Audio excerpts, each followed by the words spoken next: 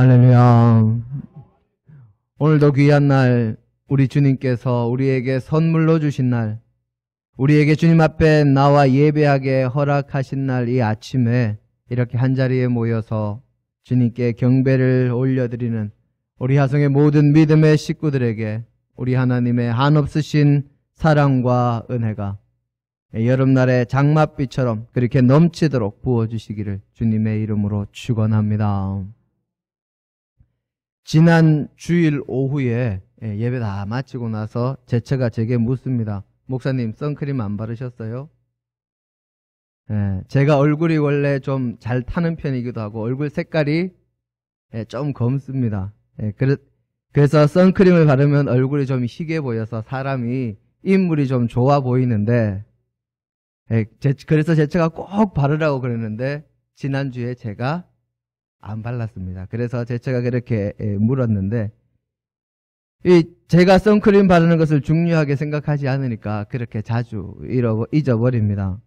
제가 외모에 대해서 그다지 관심이 없고 그렇게 신경 쓰지 않는 그런 스타일이라서 그런지, 아니면 제가 고리타분한 것인지 제 스스로는 구분이 가지 않지만 제가 신경을 안 써서 그런지 제 딸아이가 화장에 관심을 가지고 외모를 가꾸는데 이 시간을 쓰면 제가 좋지 않은 소리를 하는 편입니다. 얼굴에 화장품 바르는 것 보면 제가 늘 한 소리 하지요. 야, 너희 같을 때는 너희들의 나이가 화장품이다. 야, 니들 같을 때는 니들 그 피부가 화장품이다. 아직은 너희들 피부가 화장품 성분 견디지 못하니까 좀 바르지 마라 하고 이야기를 합니다. 그런데 제 딸아이가 하는 말이, 아빠는 다른 친구들도 다 하는데, 그러면서 화장품을 저 앞에서는 잘 안 하는데 저 몰래 조금씩 바릅니다. 제가 이 얼굴 같은데 이렇게 신경 쓰고 보질 않으니까 웬만큼 이렇게 살짝 희게 하는 화장품은 발라도 잘 모르니까 가끔씩 바릅니다. 그러다가 제가 알면 제가 혼을 내지요. 그러면 늘 입이 이만큼 나와서는 다른 친구들 다 하는데 하고 그렇게 이야기합니다. 그러면 제가 이렇게 이야기합니다. 그러면 다른 친구들 다 지옥 가면 너도 지옥 갈래? 하고 제가 그렇게 이야기를 합니다. 다른 사람이 한다고 따라하지 말고 진짜 내가 해야 할 것이 무엇인지 알고 거기에 집중하라고 이야기를 하는데 참 어렵습니다. 요즘은 초등학생들도 화장을 하고, 요즘 애들 말로는 풀메라고 그럽니다. 풀 메이크업, 색조 화장까지 다 하는 거. 요즘은 초등학생들도 그렇게 한다고 그러니까 고3인 제 딸아이에게 이 화장하는 것을 못하게 하는 것이 너무 고리타분하고, 요즘 이 아이들 말로 꼰대 같다 하는 이야기를 들을지도 모르지만, 이 화장을 하는 아이들의 모습에서 사람을 바라볼 때 그 중심을 보기에 힘쓰는 것이 아니라 겉으로 보이는 겉모습만 보려는 것 같은, 이 겉모습에만 치중하는 그런 이 모습이 보이는 것 같아서, 그런 마음이 엿보이는 것 같아서 안타까워서 그걸 볼 때마다 저도 모르게 한 소리씩 하게 됩니다. 이 예전과는 다르게 요즘은 참 많이 외모에 집중이라고 해야 될까요? 집착이라고 해야 될까요? 그렇게 하는 세대가 저는 참 아쉬운데, 이제는 외모도 스펙이다 하는 그런 시대가 됐습니다. 사람들의 마음이 공허해서인지 외모에만 더욱 관심을 집중하는 세대가 되어갑니다. 하지만 주님은 사람을 외모로 취하시는 분이 아니요 그의 중심을 보시는 분이시요 그의 심령과 그의 행동으로 그를 판단하시고 은혜와 복을 그리고 심판을 베푸시는 분이십니다. 세상은 외모를 볼지 몰라도 하나님은 외모가 아니라 중심과 그의 생각과 그의 행동과 그의 영혼을 보시는 분이심을 우리는 잊지 말아야 합니다. 그래서 우리의 영원한 생명과 하나님 나라를 유업으로 물려받기 위해서는 외모가 아니라 우리의 심령을, 우리의 삶을, 우리의 생각을 하나님 보시기에 바르게 가꾸고 아름답게 만들어가는 것이 더욱 중요합니다. 오늘 우리의 본문은 하나님께서 사람을 외모로 보시는 것이 아니라 그의 속 사람을 보시는 분이심을 증언하는 성경의 여러 구절들 가운데 하나로 하나님께서는 사람을 판단하실 때 그의 외모가 아니라 그의 행동으로 판단하신다 하는 말씀입니다. 성경에서 하나님은 사람을 판단하실 때 그의 말이 어떠한지, 그의 겉모습이 어떠한지가 아니라 그가 어떤 행동을 하며 그가 어떤 자세로 삶을 살아가느냐 하는 것으로 판단하신다는 말씀입니다. 또 주님은 겉으로 드러난 행동의 결과만이 아니라 그의 중심을 보시고 그의 속마음까지 보시고 사람을 판단하시는 분이십니다. 그래서 주님 앞에서 우리가 바른 마음만 가지고 있다면 혹시 실수를 하더라도 우리가 선한 의도로 한 행동이 혹 실수로 잘못된 결과를 가지고 온다고 해도 우리는 걱정할 것이 없습니다. 하지만 겉으로는 아무리 선하고 아름답고 좋은 의도를 가진 것처럼 그렇게 보이거나 그렇게 포장을 할지라도 그의 진정한 의도가 바르지 않다면 그 결과가 아무리 좋을지라도 하나님은 기뻐하지 않으십니다. 믿음의 사람은 외모로 사람을 판단하시는 것이 아니라 중심을 보시는 하나님 앞에서 하나님의 기뻐하심을 입고 하나님의 은혜를 받는 사람이 되기 위해서 외모보다 겉으로 드러나는 것보다 더 힘써야 할 것이 있습니다. 우리가 중심을 보시는 하나님 앞에서 힘써야 할 것은 첫째로 온전한 마음으로 하나님께 순종하는 자가 되어야 한다는 것입니다. 이스라엘의 초대왕 사울이 하나님의 명령을 받습니다. 하나님의 명령으로 출애굽 시대에 이스라엘을 괴롭혔던 아말렉 족속과 전쟁을 하게 됩니다. 하나님께서 선지자 사무엘을 통해서 주신 말씀은 분명했습니다. 아말렉 족속의 모든 사람과 가축과 소유를 진멸하라는 것이었습니다. 진멸은 완전히 멸하라는 것입니다. 이 땅에서 다시는 볼 수 없도록 소멸시키라는 것입니다. 그 명령을 받은 사울 왕이 아말렉과 전쟁을 할 때 그들을 쳐서 전쟁에서 크게 승리를 거둡니다. 그런데 승리를 거둔 사울 왕이 하나님의 말씀과는 다른 행동을 합니다. 사무엘상 15장 7절로 9절의 말씀입니다.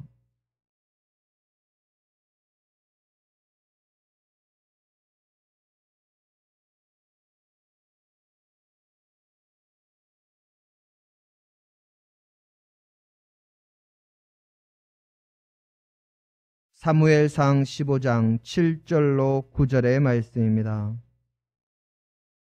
함께 보겠습니다.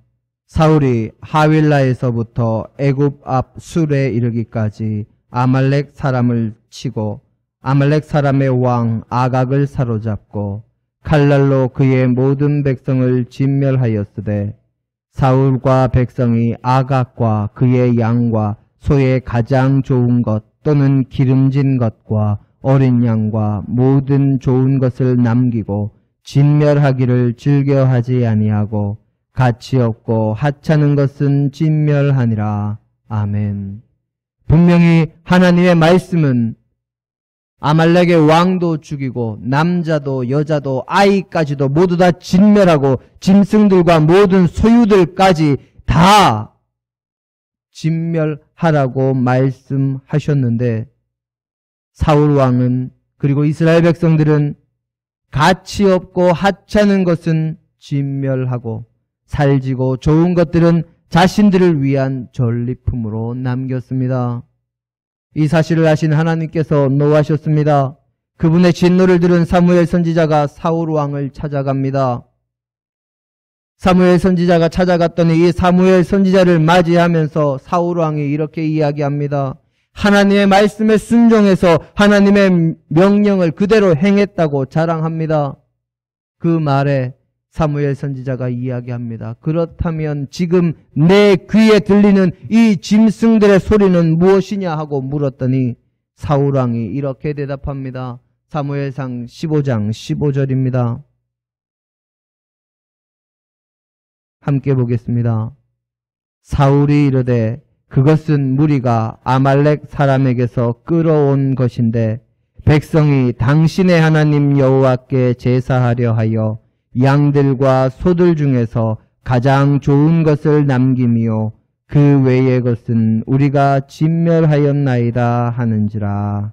아멘. 이 이야기를 듣고 사무엘 선지자가 하나님의 말씀을 대언합니다. 사무엘상 15장 22절로 23절입니다. 함께 봅니다. 사무엘이 이르되 여호와께서 번제와 다른 제사를 그의 목소리를 청정하시는 것을 좋아하심같이 좋아하시겠나이까. 순종이 제사보다 낫고 듣는 것이 수량의 기름보다 나으니 이는 거역하는 것은 점치는 죄와 같고 완고한 것은 사신 우상에게 절하는 죄와 같음이라. 왕이 여호와의 말씀을 버렸으므로 여호와께서도 왕을 버려 왕이 되지 못하게 하셨나이다 하니. 아멘. 그제서야 사울 왕이 자신의 속마음을 고백합니다. 24절에 무엇이라 기록되었는지 보겠습니다. 사울이 사무엘에게 이르되 내가 범죄하였나이다. 내가 여호와의 명령과 당신의 말씀을 어긴 것은 내가 백성을 두려워하여 그들의 말을 청종하였음이니이다. 아멘.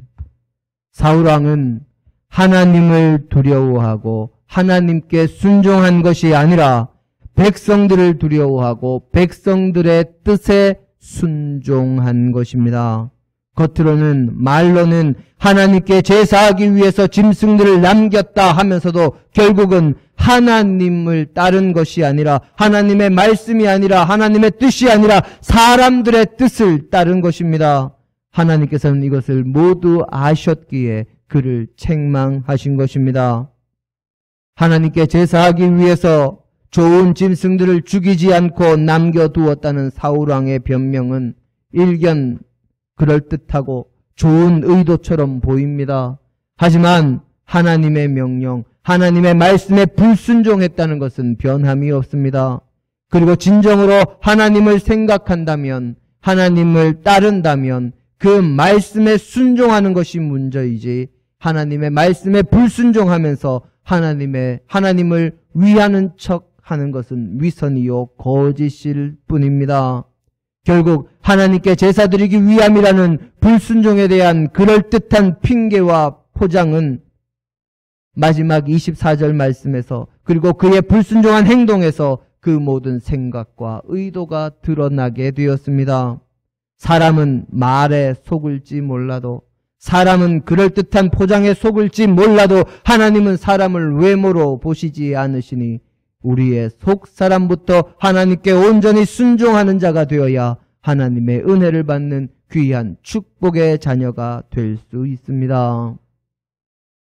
외모가 아니라 중심을 보시는 하나님의 기뻐하심을 입고 하나님의 은혜를 받는 자가 되기 위해서 더욱 힘써야 할 것 두 번째는 하루에도 수십 번 변하고 온전하지도 못하고 겉모습에 자주 속는 나의 생각과 나의 의도대로 사는 것이 아니라 하나님의 말씀 위에 굳게 서서 하나님의 뜻대로 하나님의 말씀대로 살아가는 것입니다.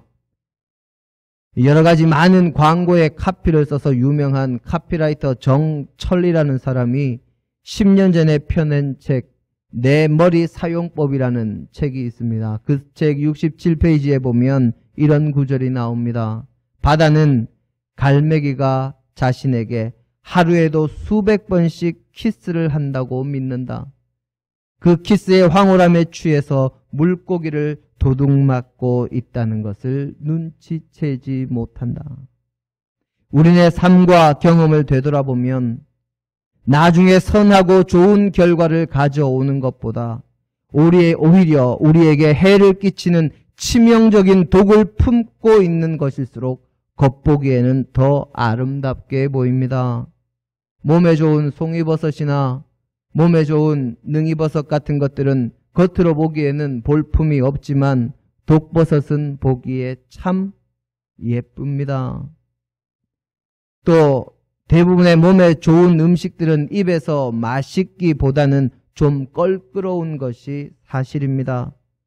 그리고 보기에는 볼품이 없는 것이 좋은 음식들입니다. 하지만 몸에 나쁜 음식들은 입에서는 어찌 그리 맛있는지 모릅니다. 그리고 보기에도 참 예쁘고 좋아 보이는 것들이 대부분입니다. 이 고기를 가공해서 소시지로 만들 때 사람들 보기에 좋으라고 발색제 넣는다는 것 아실 겁니다. 그 발색제가 몸에 나쁘다는 것도 아시지요. 사람이 보기에 좋고 입에 맛있는 것, 이런 것들이, 보기에 좋아 보이는 것들이 오히려 우리에게 해로운 것들이 얼마나 많습니까? 우리를 파멸로 이끌면서 우리의 영혼을 훔치는 마귀는 전혀 마귀스럽게 우리에게 다가오지 않습니다. 아니, 한술 더 떠서 빛의 천사처럼 보이게 그렇게 가장하고 다가옵니다. 고린도후서 11장 14절에 이것이 이상한 일이 아니라 사단도 자기를 광명의 천사로 가장하나니 하고 기록하고 있습니다. 만약에 사탄이, 마귀가 머리에 뿔나고 꼬리 달리고 얼굴은 새빨갛게 해가지고 아주 삐죽삐죽한 이빨 드러내고 흉측한 모습으로 우리에게 다가오면 누가 속겠습니까? 그래서 마귀는 마귀스럽지 않게 그렇게 다가옵니다. 그래서 겉모습에 속지 않도록 주의해야 합니다. 마귀가 우리의 영혼을 도둑질하기 위해서 독을 품고 우리에게 던지는 것이 있는데 사람들은 그것을 전혀 마귀스럽다고 여기지 않습니다. 그것은 바로 생각입니다. 마귀는 대부분 우리의 마음속에 생각을 통해서 역사합니다. 가롯 유다에게 예수님을 팔려는 생각 하나를 불어넣음으로 마귀의 역사는 시작되었습니다. 그리고 하나님께서 창조하셨던 아름다운 그 피조 세계가, 아름다웠던 천지 만물이 온통 죄로 물들기 전에 있었던 사건은 바로 아담과 하와가 자신의 생각으로, 사단이 던져준 그 생각으로 보암직하고 먹음직하고 탐스러워 보이는 선악과를 따먹는 생각에 무너진 그 사건 이후에 온 천지 만물은 죄악으로 물드는 불행이 발생했습니다. 바다가 갈매기의 키스에 취해서 물고기를 도둑맞는 것을 깨닫지 못하듯이 어리석은 사람은 마귀가 하루에도 수백 번 하나님의 말씀이 아니라 이런저런 인간적인 생각으로 키스하는 것을 대수롭지 않게 여깁니다. 그 키스가 우리의 영혼을 죽이는 치명적인 키스임에도 불구하고 심각하게 여기지를 못합니다. 하나님의 뜻과 하나님의 말씀이 아니라 인간의 이성과 인간의 판단이 더 중요하다고 인간의 교만을 부추기면서 말씀에서 벗어나서 인간의 생각대로 살아가게 하려는 그 키스의 황홀함에 취해서 자신의 영혼이 도둑맞고 있다는 것을 눈치채지 못합니다. 마귀는 우리에게 이야기합니다. 너는 똑똑해. 한번 생각해봐. 네가 생각했을 때 이 말씀이 이치에 맞아? 이 말씀보다는 오히려 이렇게 살아가는 것이 더 똑똑한 것 아니겠어? 더 스마트한 것 아니겠어? 더 현대적인 것 아니겠어? 하고 우리에게 부추깁니다.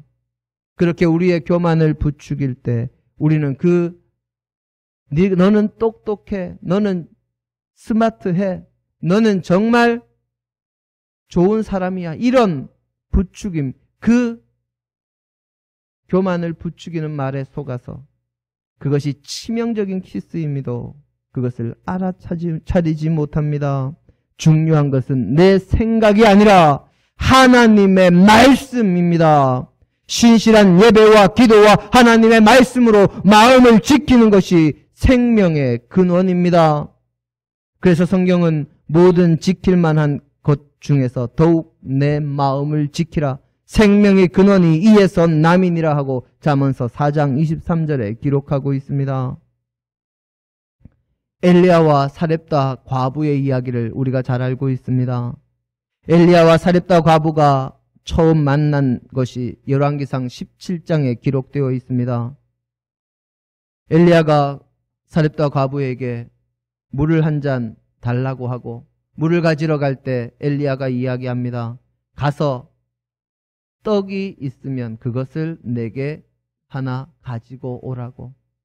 엘리야는 분명히 하나님께서 사렙다에 있는 과부에게로 가라. 내가 그에게 명하여 너에게 먹을 것을 주도록 명령해 두었다 하는 그 말씀을 받고 그 사렙다 과부에게 갔습니다. 그리고 떡을 요구했습니다. 그때 사렙다의 과부가 이렇게 대답합니다. 내가 지금 여기에 나와 있는 것은 나뭇가지 2개 주워다가 그것으로 불을 떼서 마지막 통에 남아있는 가루 한 움큼과 병에 남아있는 기름 조금을 가지고 떡을 만들어서 내 아들과 함께 먹고 이제는 먹을 것이 떨어지니 그건 먹고 이제 죽기를 기다리려고 그래서 지금 여기에 나와 있습니다. 나에게는 떡이 하나도 없습니다. 했더니 엘리야 선지자가 이렇게 이야기합니다. 먼저 가서 작은 떡을 나를 위해서 하나 구워오고 그리고 나서 당신이 생각했던 대로 하라. 하나님께서 나에게 그 통에 가루가 떨어지지 않게 하시고 기름이 떨어지지 않게 하시리라. 그렇게 말씀하셨다. 하나님의 말씀을 선포합니다. 그 과부가 그 말씀대로 순종했더니 가루와 기름이 떨어지지 않는 기적이 일어납니다. 사실 인간적인 생각에는 그 과부의 그렇게 어려운 형편, 이제 마지막 남은 것 먹고 죽음을 기다리겠다고 하는 그 가정에 먼저 나를 위해서 먹을 것을 가지고 오라, 먼저 만들어 오라 하는 그 말씀을 선포하는 것은 인간적인 생각으로는 도저히 아니다 하고 생각하기 쉽지만 인간의 생각이 아니라 인간의 형편이 아니라 하나님의 말씀 위에 서서 하나님의 뜻에 온전하게 순종했을 때 엘리야와 그 사렙다의 과부는 놀라운 기적과 은혜를 체험하는 역사가 일어난 것입니다. 우리에게 중요한 것은 인간적인 생각, 사람의 판단, 사람의 의도가 아니라 하나님의 말씀임을 잊지 마시기를 바랍니다. 외모가 아니라 중심을 보시는 하나님의 기뻐하심을 입고 하나님의 은혜를 받는 자가 되기 위해서 우리가 힘써야 할 것. 마지막 3번째는 다른 사람들을 볼 때 지금의 모습이 아니라 그 속에 있는 하나님의 형상을 보고 그 형상을 회복하려는 마음과 하나님을 따르려는 의지를 보아야 합니다. 그리고 스스로도 그런 의지를 가져야 합니다. 그럴 때 그 속에 있는 가능성이 열리기 때문입니다. 쉽게 말하면 지금의 그 사람의 모습, 지금의 그 사람의 겉모습은 보잘것없을지라도 그 속에 하나님의 말씀을 따르며 자신의 속에 있는 하나님의 형상을 회복하며 하나님의 자녀가 되려는 열심이 있는지 없는지를 보아야 한다는 것입니다. 우리는 여리고의 세리장 삭개오를 잘 알고 있습니다. 그의 현재 모습을 보면 죄인 중에 죄인이요, 사도 바울이 말했던 죄인 중에 괴수입니다.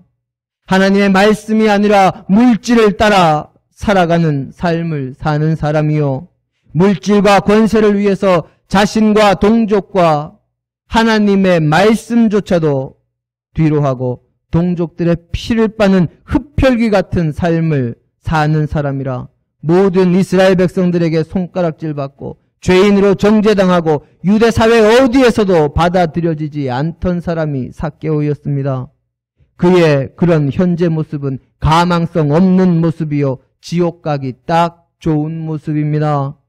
하지만 중심을 보시는 주님에게는 달랐습니다. 주님께서 보시기에 그는 자신의 삶을 회개하고 변화시키며 하나님의 형상을 회복하고 하나님의 백성으로 살려는 열정과 의지가 충만한 사람이었습니다. 세상적인 권세와 세상적인 물질이라면 지금은 더 이상 부러울 것 없고 자신이 관심하고 자신이 관계하는 세상에서 모두에게 능력 있는 사람이라고 인정받아서 예루살렘보다도 오히려 더 수입이 많은 여리고의 세관장까지 된 사람이 삭개오입니다. 그가 주님의 소문을 듣고 주님을 만나기 위해서 달려왔다는 것, 그리고 그냥 달려온 것으로 끝나는 것이 아니라 주님을 만나지 못할 자신의 유전적인 난관, 키가 작은 그 난관, 자신을 위해서 비켜주지 않는 사람들이라는 그 인의 장벽, 그것을 뚫기 위해서 노력하고 지혜를 짜내서 결국 나무 위에까지 올라간 것은 그가 회개하고 변화되어 하나님 나라의 백성으로 살겠다는 열정과 의지에서 표현된 행동입니다. 그런 그의 모습을 보시고 겉모습과 그의 상황이 아니라 그의 내면을 보신 주님께서 삭개오야 내려오라, 내가 오늘 너의 집에 유하여야겠다, 그렇게 말씀하시니 그의 열망이 다시 한번 그의 행동으로 표출되어서 주님을 흔쾌히 자신의 집으로 모실 뿐만 아니라 동족의 피를 빤다는 손가락질 가운데서 모았던 재물을 가난한 이웃들을 위해서 내어놓겠다 하는 회개와 결단과 그로 인한 변화를 그 스스로 보여줍니다. 그때 주님께서 오늘 이 집에 구원이 이르렀다, 이 사람도 아브라함의 자손이라 하는 말씀을 선포하십니다. 그의 현재의 겉으로 드러난 모습이 아니라 그의 중심과 그의 심령 속에 하나님의 말씀을 따르려는 의지와 열정이 하나님 나라의 백성이 되는 길을 열게 된 것입니다. 명주 잠자리라는 이 잠자리를 아시는지 모르겠습니다. 그 잠자리는 날개가 정말 비단처럼 이 멋진 이 날개라서 그 이름, 이 잠자리 이름에 명주, 비단이라는 이름이 들어갑니다. 그런데 이 아름다운 잠자리의 유충을 개미 귀신이라고 그렇게 부릅니다. 좀 명주 잠자리 개미 귀신 조금 매치가 안 되죠. 개미 귀신은 모래밭 같은 데다가 꽃갈 모양으로 이렇게 이 함정을 파놓고 그 밑에서 기다리고 있는 삶을 삽니다. 이 꽃갈 모양으로 된 함정을 개미지옥이라고 부릅니다. 이 꽃갈 모양으로 된 함정을 파놓고 그 밑에서 기다리다가 그 위를 지나가던 개미나 다른 곤충들이 거기에 빠져서 허우적거리면 어떻게 알고는 잽싸게 나와서 도망가지 못하게 밑에서부터 계속 모래를 던져 올려서 도망가지 못하고 곤충들이 밑에까지 다 미끄러지도록, 힘이 빠져서 미끄러지도록 만들고는 밑에 오면 거기에서 강한 턱으로 탁 깨물고 땅속으로 들어가서 책을 빨아먹습니다. 자연 세계에서는 당연한 행동이겠지만 이 장려할 만한 삶의 모습으로 볼 수는 없습니다. 그런데 이 개미 귀신이 성장하면 허물을 벗고 아름다운 날개를 가진 명주 잠자리가 됩니다. 그 징그럽고 무시무시하고 좋지 못한 삶의 형태를 가진 벌레가 아름다운 날개를 가진 잠자리로 우화되는 것이지요. 더욱이 이 명주 잠자리는 모기를 많이 잡아먹는 유익한 곤충으로 탈바꿈한다고 그러니까 참 놀라운 일입니다. 저는 이 개미 귀신과 명주 잠자리에서 삭개오의 회개를 봅니다. 또 주님을 믿는 이들을 핍박하던 사울에서 온갖 핍박과 박해와 어려움 가운데서도 모든 것을 이겨내고 주님의 복음을 전하는 사도 바울로의 변화를 봅니다. 그리고 곤충뿐만 아니라 사람도 변화되는 존재라는 것을 생각합니다. 예수님께서는 죄악 가운데 있는 인간을 하나님의 자녀로 변화시키기 위해서 이 땅에 오셨습니다. 그래서 우리의 삶과 마음과 영혼에 예수님을 구주로 모셔드리기만 하면 누구나 하늘의 존재가 됩니다. 지금의 모습이 아니라 주님을 만나려는 의지, 변화하려는 열망, 그리고 회개하고 하나님의 자녀로 회복되려는 의지가 있으면 누구든지 변화될 수 있는 것이요 하나님의 은혜를 받을 수 있는 것입니다. 지금 이 자리에 함께한 우리 하성의 모든 믿음의 식구들은 어떤 삶을 살기를 원하십니까? 세상이 기뻐하는 겉모습에 치중하는 삶입니까? 아니면 진정 중심으로부터 하나님의 말씀을 따르며 외모가 아닌 중심을 보시는 하나님께서 기뻐하시는 삶을 살기를 원하십니까?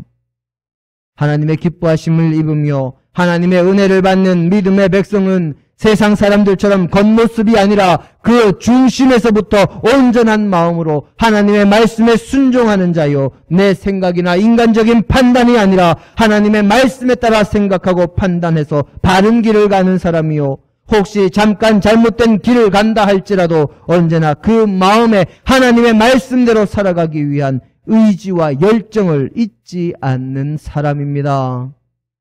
오늘 이 자리에 함께한 우리 하송의 모든 믿음의 식구들이 그런 믿음의 사람이 되어서 중심을 보시는 하나님의 은혜를 풍성히 받는 귀한 믿음의 자녀들이 다 되시기를 주님의 이름으로 축원합니다. 함께 기도하십니다. 우리를 사랑하시고 우리를 자녀 삼으시고 우리가 언제나 바른 길 가며 주님의 백성으로 바로 서기를 원하시는 하나님, 우리가 진정 중심으로부터 주님을 따르는 자 되게 하시고 우리가 사람의 생각이 아니라 하나님의 말씀을 중히 여기며 살아가는 자가 되게 하시고, 혹 잘못된 길을 가더라도 주님의 말씀대로 살아가기 위한 의지와 열정을 잊지 않고 회개하며 주님 앞으로 돌아올 수 있는 믿음의 백성이 되어서 중심을 보시는 하나님 앞에서 언제나 은혜 받기에 부족함이 없는 믿음의 자녀가 되게 하옵소서. 예수님 이름으로 기도드립니다. 아멘.